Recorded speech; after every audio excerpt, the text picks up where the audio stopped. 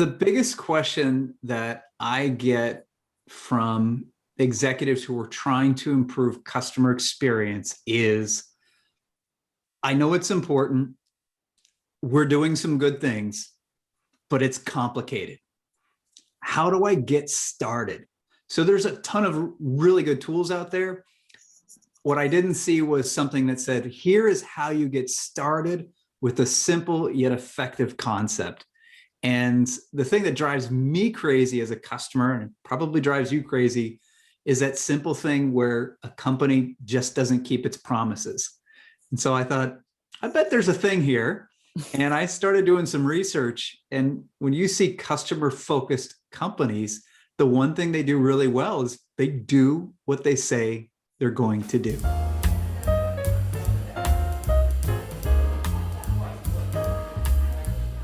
Hi, everyone. I'm Tracy O'Rourke. And I'm Elizabeth Swan. And we're from the Just in Time Cafe, and welcome to our podcast.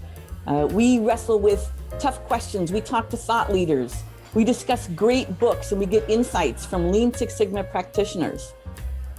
We also let you in on helpful apps, bring you the news, and challenge the status quo so you can build your problem-solving muscles.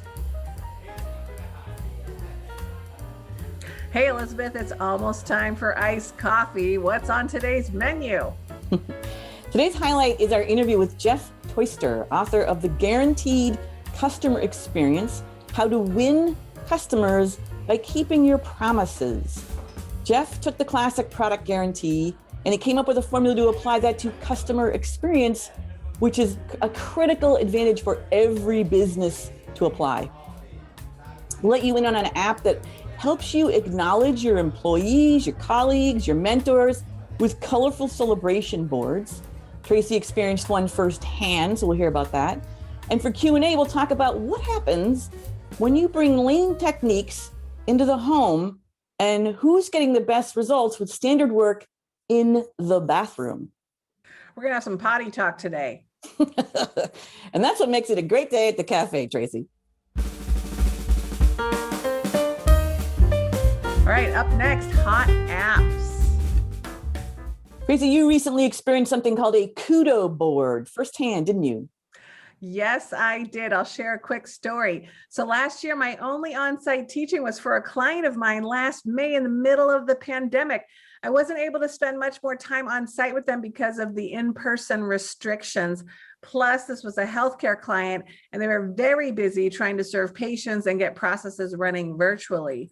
But about a week after the training, I got an email from Kudoboard. I wasn't sure what that was. I opened it up, and it was a compilation of compliments from everyone in the class saying thank you to me for putting on the class. It was such a nice gesture. I was so happy to get it, and it really did make my day. And so I thought we could share a little bit about this fun app, because it helps you give kudos to fellow colleagues or peers for a job well done, or you could even say happy birthday or farewell or retirement party, whatever it is.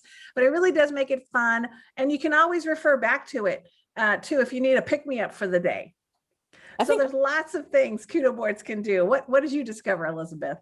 Well, I'm discovering I like your compliment compilation alliteration. I like that. I think Kudoboard's going to probably steal that from you. It's got cool attributes. You can add text, pictures, gifs or gifs. I never know how to say that. And videos to the Kudoboard, just like yours, which we'll include. These are accessible forever, which is kind of cool. You could print them as posters. They'll do that for you. And they work on your phone. I looked up the pricing. They've got that sort of classic freemium model. There's a free version, lets you create up to 10 boards for a small group of contributors. Or if you just want to test it out, how does this thing work? If you want a large group to contribute on somebody's birthday or participants of your class to contribute to a board for a teacher as great as Tracy, then it's $5.99. Tracy, I think you're worth $5.99. Thanks, Elizabeth. Per board for up to 100 boards. And then if you got huge groups and you want unlimited boards and you want the ability to play the board as a slideshow, just kind of a nice idea, then it's $19.99 per board. They also offer business plans. You can pay $250 for up to 50 employees. And then they've got higher ones, and those come with company branding, this idea of shout outs. I don't know what those are, but they sound good. Or you can have comments and metrics. We love metrics. We do. And we love shout outs. Shout out, you hear that on the radio, a shout out to my posse, blah, blah, blah. You know how it goes. So we'll include the link on the podcast post on our website so you can check it out.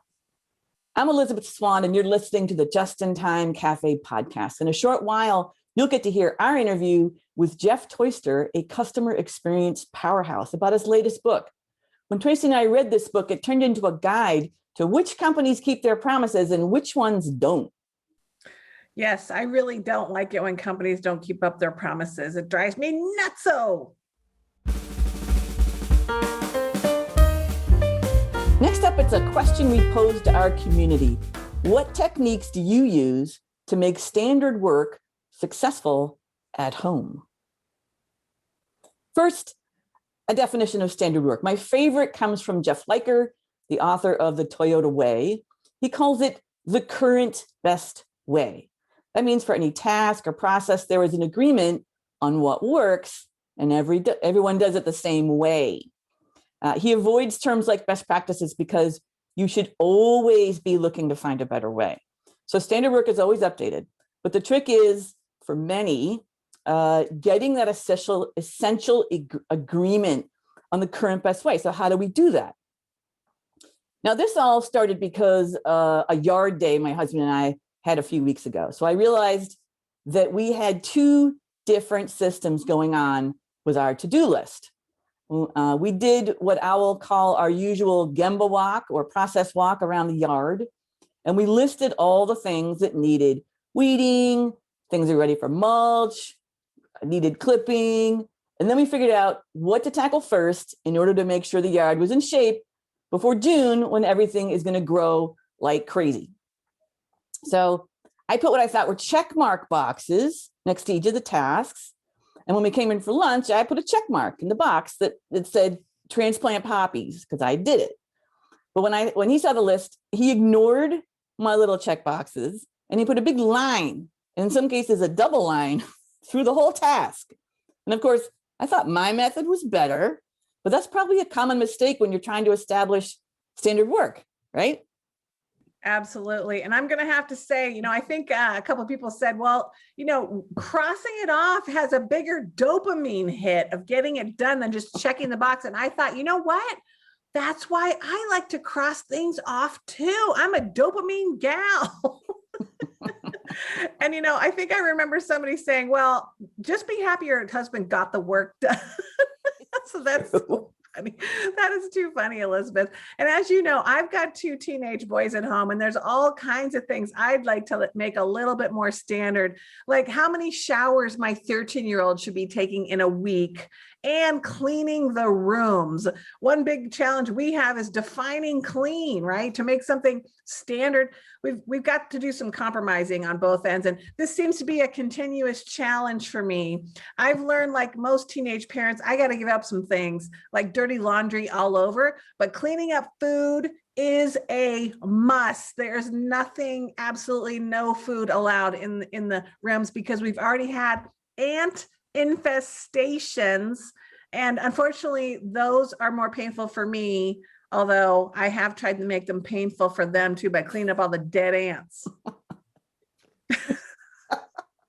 I'm sorry. I'm just having a picture of what's going on with all the dead ants. But yeah, you've got a little more of a challenge. I think teenage boys, you're just in another realm, but we have a community that answered this question, and they are so generous with their tips. I'm just going to give you some examples.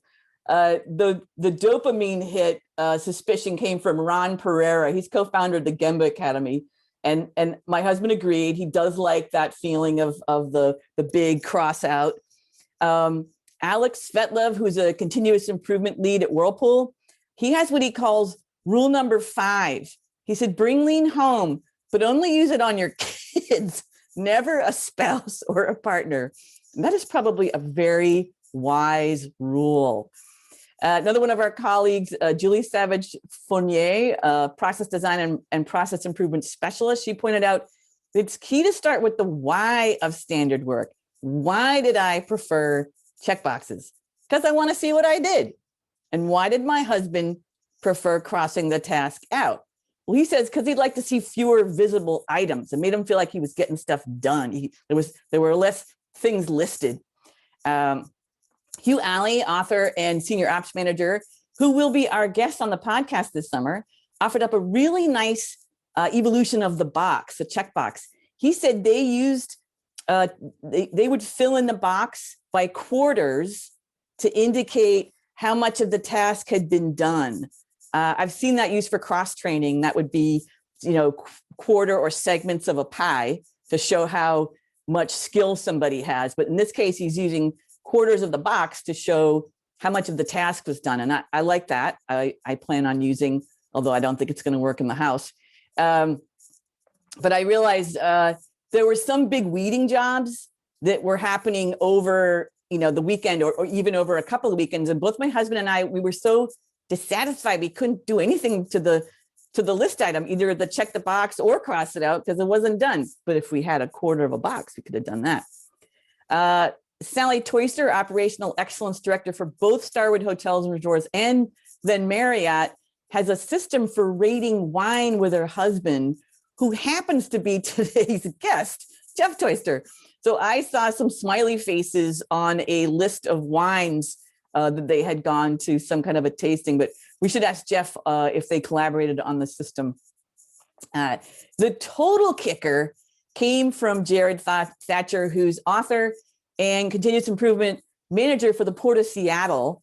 And first he described his issue with getting his kids to do the dishes. So back to your issues, Tracy. And what finally worked was having his kids write down the definition of done.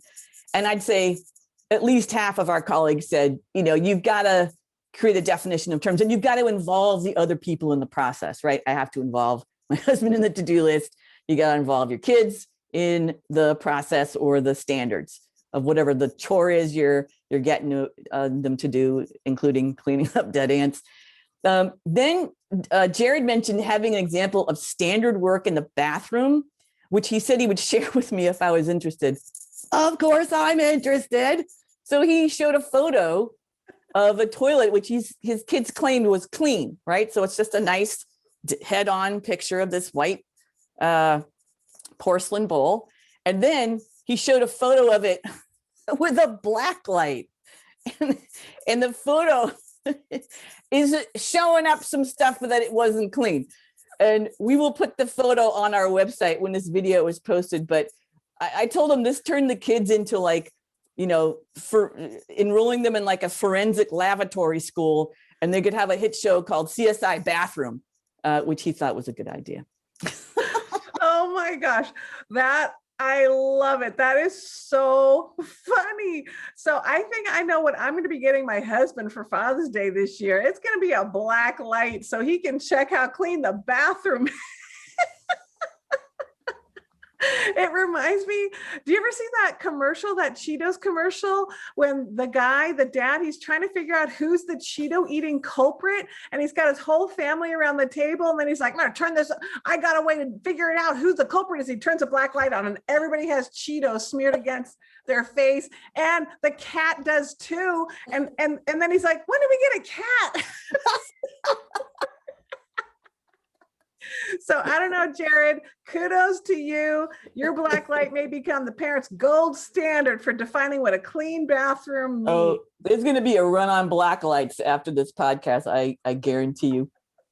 I'm Tracy O'Rourke. You're listening to the Just in Time Cafe podcast. We host these monthly, so you can go to www.jitcafe.com and go to our podcast page. Coming up, it's our featured guest, Jeff Toister, author of The Guaranteed Customer Experience. Tracy, tell us a little bit about Jeff. Sure. So Jeff Toister is an author, consultant, and trainer who helps companies develop customer-focused cultures. He's written 4 books, including The Guaranteed Customer Experience, Thousands of customer service professionals around the world subscribe to Jeff's customer service tip of the week email. More than 500,000 people on 6 continents have taken one of his video-based training courses on LinkedIn Learning. Jeff has been recognized as a top influencer by many organizations, top 30 customer service professional in the world by Global Gurus, top customer experience influencer by Unimira and Panviva. I hope I'm saying those right. The top contact center influencer, ICMI and Procedure Flow. And he happens to be the husband of one of our favorite people, Sally Toister. Oh, yeah.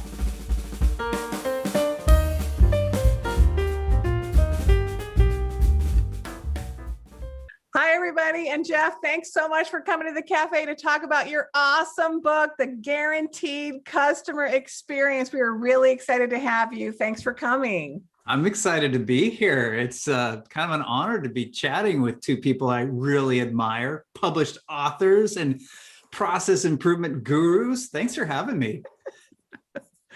You're so gracious. I know. Well, we have lots of questions about you, Jeff, and your book. I mean, this is what, your 4th book that you've written now? It is. It's number 4. I have counted them, and you are accurate. We still have just the one, but we're working. That's enough. One is like a lot. As you know, one is a lot. It is. It is a lot. It is. So tell us, why did you write this book in particular? The biggest question that I get from executives who are trying to improve customer experience is, I know it's important. We're doing some good things, but it's complicated. How do I get started? So there's a ton of really good tools out there. What I didn't see was something that said, here is how you get started with a simple yet effective concept. And the thing that drives me crazy as a customer, and it probably drives you crazy, is that simple thing where a company just doesn't keep its promises. And so I thought, I bet there's a thing here. And I started doing some research. And when you see customer-focused companies, the one thing they do really well is they do what they say they're going to do. Well, you know, they say that about leaders too. Do what you say you're going to do, and then that you have the respect of a leader. So I totally get that. And I guess my question would be, so what do you think, is this really where people struggle the most, is coming up with a guarantee and making a promise to customers and keeping it? Because I love what you said about how do we make a promise and keep it? I honestly had never looked at it like that. Like, that is a great way to understand customer requirements and then really say, okay, what's our promise? That is a wonderful, how did you come across that? I think that, well, Jeff, I'm going to answer for you, but then you're going to add to what I'm saying, because I remember this, 30 years ago at a process improvement firm I worked in when I was still young. And they talked about using the customer guarantee around products, right? And then you mentioned this, as a way to drive process improvement. Like, if you have now guaranteed this, well, what are you gonna do to your process to live up to that? And I remember that striking me as like, oh, okay, so you're using it both as a way to signal to customers like, hey, you know, this is how good we are, but also you're signaling internally, hey, this is how good we gotta be. So how do we do that? And you talk about that. Absolutely. And let's relate it to the world of quality for a moment. What's one of the first things you have to do if you want to have a quality product or service? Shoot, I have to answer that. Yeah, I'd say you have to be solving a problem. You have to be solving a problem. Excellent. And what else? You got to be doing it right. You got to be doing it right. And the big question is, our universe here is, well, what does right look like? So the book didn't really start out as a pursuit of guarantees. It started out as a pursuit of how do we standardize something that's squishy like customer experience? I mean, a big part of quality is standardized work. Well, if I'm making widgets, then I can produce a widget that is an example of the correct dimensions and weight and function and appearance, et cetera. But how do you do that when it comes to a customer experience, which is so incredibly broad? And so what I was really looking for was a simple yet effective model to standardize that. And the way you can standardize it is you hone in on something specific, a specific guarantee, whether it's a brand promise, a product or service, or even a personal promise that you make. That's a guarantee too. You know, a guarantee is just a promise intended to provide assurance. So if I say, hey, I'm going to call you back today at 5, that's a promise. Now, do I call you back at 5 or not? Right? That's a very specific thing that we can measure and evaluate. So it started as a pursuit of standardizing customer experience, which is really amorphous. And I think that's the challenge that a lot of companies face. How do we standardize that? Yeah, that's the qualitative world. And you took this quantitative world's initiation and brought it in after recognizing, this is a problem everybody's dealing with. This is more a question about you as a writer. I noticed in your dedication, you acknowledged the folks that helped you keep going, and I was wondering, where did you get stuck, or tell us about that a little bit? Because I know that writing a book, so many authors will resonate with that, like just the process. So for me, the process is really about first validating, do I have a unique message? And then if I'm going to write the book, is there a market for that message? And I think those are really important components for your listeners who are thinking, I'd like to write a book someday. Understand that writing a book is like having a second full-time job. It's incredibly time consuming. So it needs to be worth it, not just a check mark on your life's accomplishments.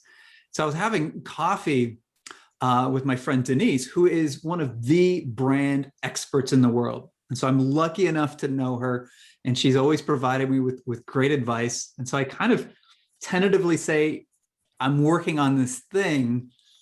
What do you think? And I'm bracing myself for her to have kind of a lackluster response to it because I wasn't sure yet.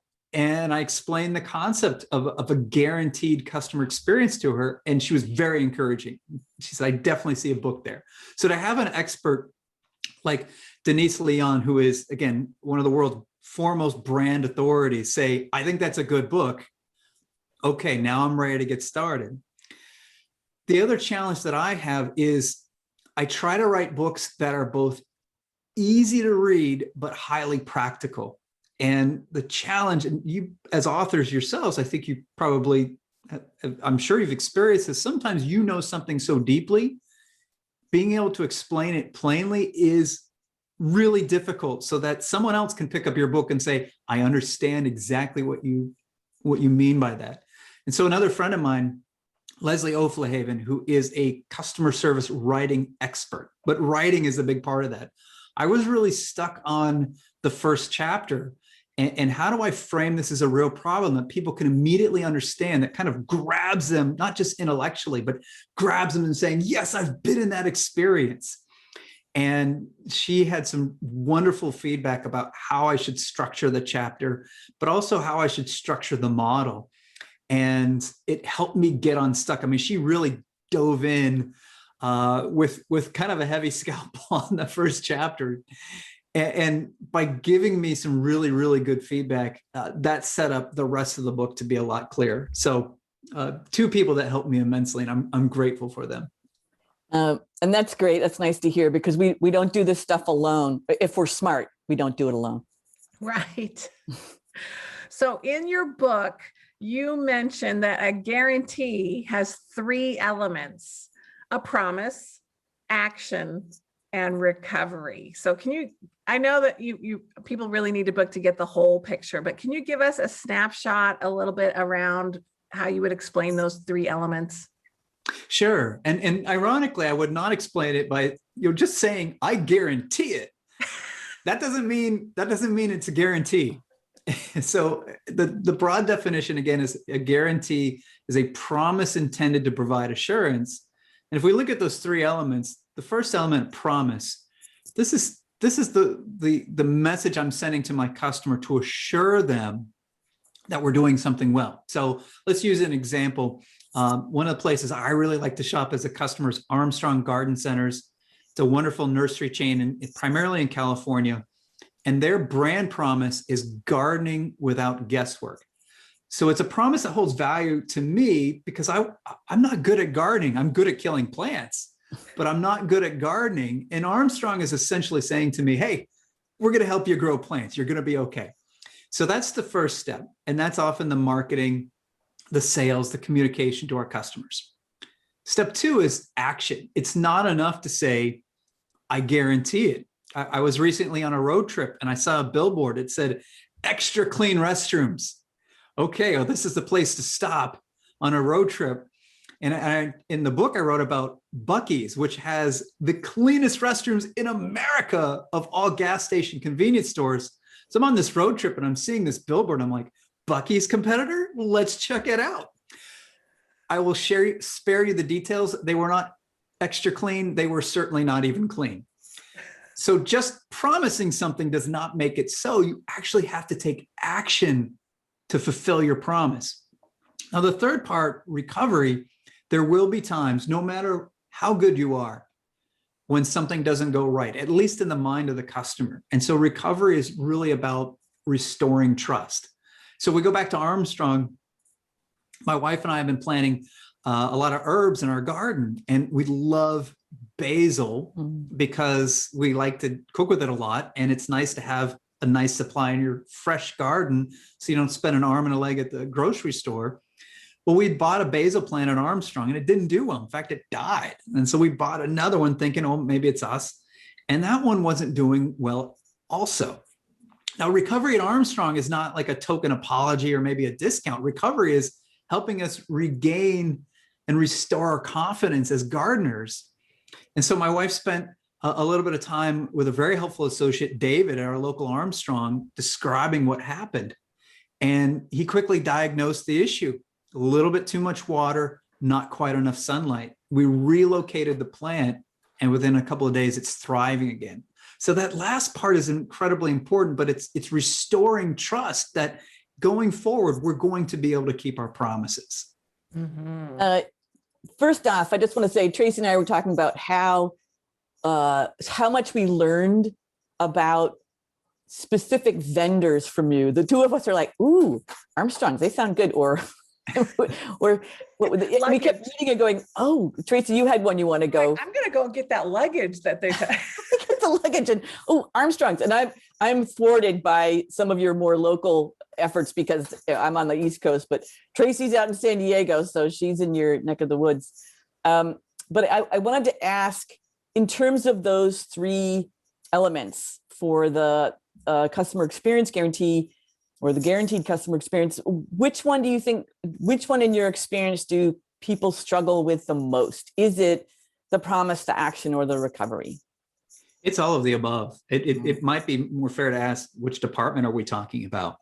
So, pick a brand, any brand, go to their website, tell me what they're doing.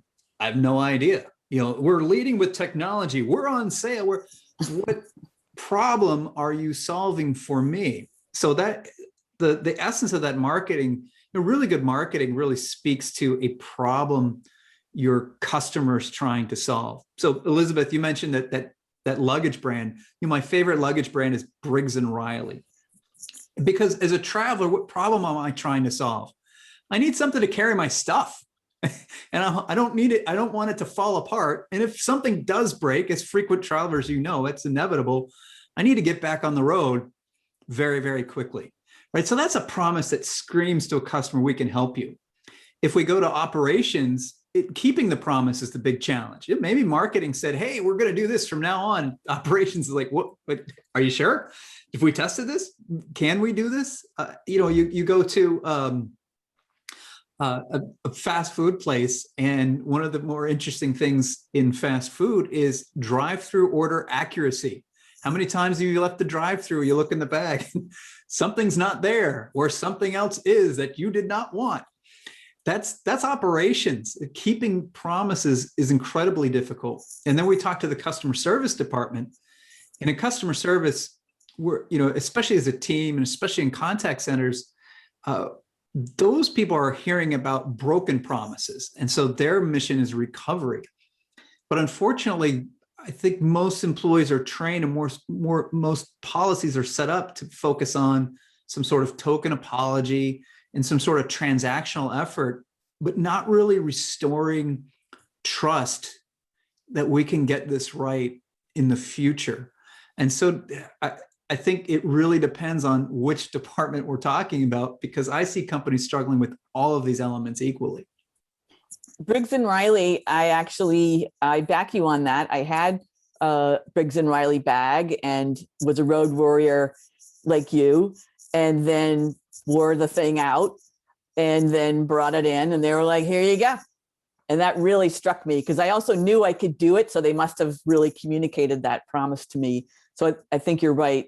There's probably elements of all three involved in terms of where they struggle. And it's different departments. So of course, different struggles. Well, and Briggs and Riley is a great example of a customer-focused company that takes a holistic view of it. So as an example, when they're designing a new bag, part of their design process is to bring the repairs department into the room. Where did we do the most repairs on the last model? What were the most defects that we were getting? Well, let's design that out of the new model. But then we also have people that are representing the customer. As travelers, one of the things I love about Briggs and Riley is these are bags that are made by people who travel. They get it. I mean, as road warriors, you get this, that there's a lot of features that come out on bags. You're like, oh, great. Like the bag that you can plug in and recharge your phone. That's great, except I can't check that ever.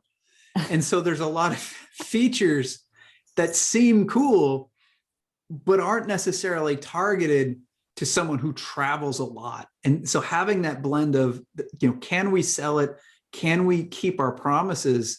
And having multiple departments play a role in that, that's something I think is a little different at customer-focused organizations, where the typical organization, kind of each department does their own thing, and they don't really talk to each other about whether or not we can consistently keep those promises.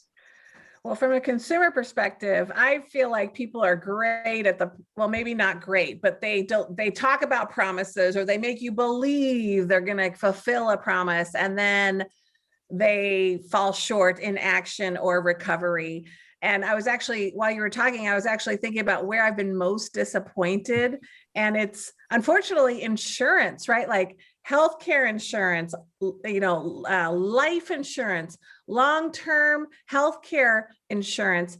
You have this promise that you believe that has been made to you. When you need it, you're going to have it. And then lo and behold, you go to use it and they're like, oh yeah, no, that's not covered. No, you got to pay for that. Oh, no, that's separate. The worst story is, unfortunately, my aunt passed away and she was in the long-term healthcare. She was investing in this for many, many years. She died before she could even get the coverage. And it wasn't like months, it was like a year. Like, really? Oh, that just makes me so mad. And so I was just curious. I mean, from my perspective, I guess, that's the thing that maybe they all struggle. And I think you raise a really good point about like working with organizations and the departments. But, that's where I'm the most disappointed. So I had this expectation and then they just didn't deliver. And makes me so mad. Well, and I'm sorry, I'm venting a little here. It's okay though, because I think you're representing the consumer. And this is something that a lot of organizations need to understand, that emotions drive our decisions as customers. And the number one emotion that customers often feel is relief.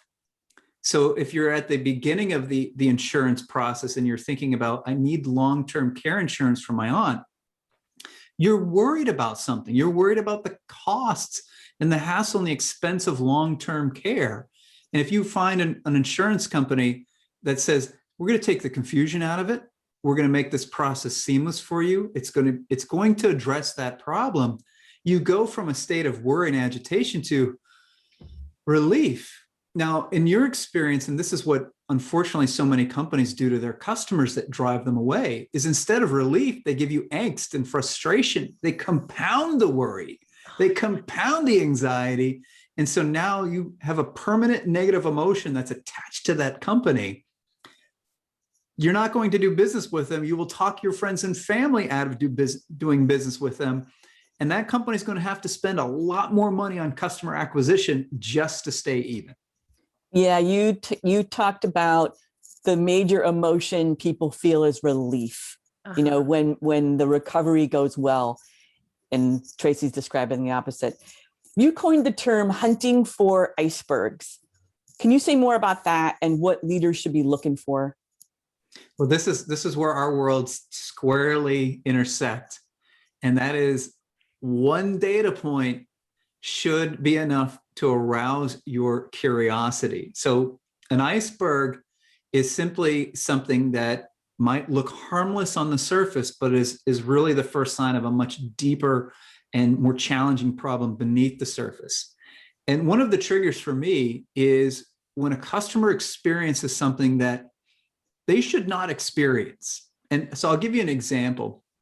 A client of mine had a customer call in who was really upset about billing on their account. And they had called a few times before, and each time the friendly representative says, "Oh, I'm so sorry, we'll take care of that. We will fix the problem." Yet the problem kept happening. So it's one customer, but it triggered an iceberg investigation, because when the manager looked at this, the system shouldn't do that. And so too often we dismiss it. It's one data point. But what he did, which was really smart, was, are there any other instances where this same error had occurred? Because if you know customers, you know that a very small percentage of customers actually complain, especially about minor stuff. But all those minor complaints could add up to big issues. And what he discovered in just a short investigation was this was a very specific error that only affected a few customers, but it was hurting the company to the tune of $50,000 per year. And it was a simple software problem. A few lines of code fixed it immediately. And just that one complaint allowed the company to save $50,000. I think he earned a long lunch that day, because that's about how much time it took him with that iceberg investigation to figure out what's going wrong. In your world, I'd say it's going to the Gemba, right? It's going to the place. This shouldn't happen, but it did. Let's go and see and figure out what the heck is going on here. Mm-hmm. Yeah, that's what I loved about the book too. And so thank you for mentioning us in your book. And I love how you weaved process improvement into the necessity of delivering an experience guarantee, because it is, I mean, that is the experience of the customer, the process. And so I definitely agree with you. I think there's definitely a tie. And you mentioned using PDCA, and you mentioned going to Gemba and defining the problem, which I think what's interesting too is, you know, you need a problem to, around processes for process improvement, but you also need a problem to market it. So I saw that was a nice combination of pieces as well. My question to you is, what's the worst way maybe one of your customers reacted? And like, you talk about how you had to have a hard conversation with a CFO, somebody that you worked for, and they really didn't like the message that you had to deliver. Is that one of the worst experiences, or reactions that you've had from somebody that you're trying to help? You know, I think I get a lot of those. And for me, it's a litmus test of whether or not I can help them. The companies that I advise, they're already good at what they do, yet they're open to looking at things from a different angle or a different perspective. You know, unfortunately, most of the advice out there in customer experience is wrong, and we can look at it and we've got data to prove it. But if most people are doing something, that's kind of that we're following the crowd, right? So when I encounter executives who push back and say, "Oh no, we don't want to do it that way," that's okay. I just won't be giving any more advice. I had a huge aha a few years ago, probably around the time I was reviewing your last book. But it was this reality that I could write in my books, that I want to retain what I'm reading. I'm being sparked with ideas, with things I want to do about what I just learned. I want to write down quotes that I got. But what I loved is the moment that you told us readers that we could download a workbook. And I was like, Jeff has solved the write in your book problem. Because you're asking us to think about things. We've got, oh, look, Tracy's she printed it out. Workbook. Yeah. But I mean, you've given us exercises in every chapter to practice what you're teaching, and that way bring it home, and that way turn it into a to-do and solidify our learnings. And I just want to say, I love that. I love having a workbook. Well, I'm glad that you enjoy it. I tell you, one of the places that comes from is when I'm speaking to a client, often, it helps to have something in our hand. And so I encourage them to write in the book. That's what that physical book is for. The workbook, though, I think allows us to go a little deeper and kind of separate some of the exercises and activities, because for me, a book is a good book if it's a business book that's useful. I can implement these concepts. And so the idea of the workbook is really to provide an additional tool to the implementers. Now, the reality is most people will read it and not implement. Mm-hmm. And that's okay. So the workbook is for that small group of people that will implement those concepts. Mm-hmm. And that's who that's for. Well, I printed the book and the workbook for a reason, because Elizabeth and I do have some work to do, and we really appreciate talking with you. We're running out of time here, but I want to ask you two questions. I'll ask them at the same time. So what's next for you, and how do people get a hold of you? Well, the first question is, slow down, Tracy. I just published a book. That feels like a lot. I might take a break. Come on, Jeff. Next up. And the second one, how do people get a hold of me? Guaranteedexperience.com. You could download the first chapter of the book. You could also find my contact information. People are shocked. I answer my own email. I answer my own phone. I respond to my own texts. And in every book, including this one on page 5, I include my personal contact information. And I do respond to people. I love hearing from readers. So I'm easy to find. Awesome. Thank you, Jeff. Well, we really enjoyed having you at the cafe. We really appreciate it. Are you saying I don't need any more caffeine? Is that what you're saying? Keep caffeine. So caffeine, keep it moderate and you'll be okay. Everything in moderation, Tracy, including moderation. I know, true. Well, thanks again for coming, Jeff. I can't wait to see you in person sometime. Pandemic's almost over. We're going to have to, hang out at a real cafe at some point. I like that. We'll all be vaccinated. We'll all be safe. We're going to have a good time. Thanks for having me. I really appreciate it. Thanks, Jeff.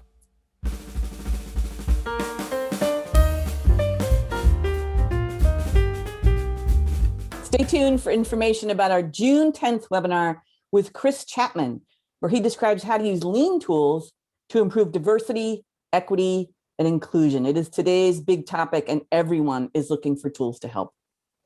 Also, sign up for our June 24th webinar with our very own Tracy O'Rourke, where she'll discuss task cards and boards and how they help build better leader behaviors. And tune in for next month's podcast episode where we interview Katie Anderson, another one of our favorite people, author of Learning to Lead and Leading to Learn. 1 year ago, her book came out, and we're going to check in with her and see what she's been up to bring those lessons to the community. And if you want to improve your problem solving skills, listening skills, and your ability to react better in the moment, come join Elizabeth's July 16th improv workshop, In the Moment, how to apply improv to lean problem solving. I participated in the first workshop, and trust me, you've never been to a training like this. The point is not about being funny, but it is fun, and people are funny. Elizabeth, you do a really nice job of weaving improv concepts with problem solving skills.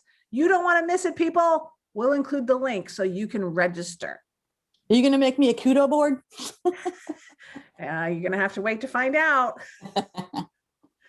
We're happy summer is close, and we're happy to have your company at the Just in Time Cafe. It's always better with all of you. Hope you enjoyed your jolt of lean caffeine.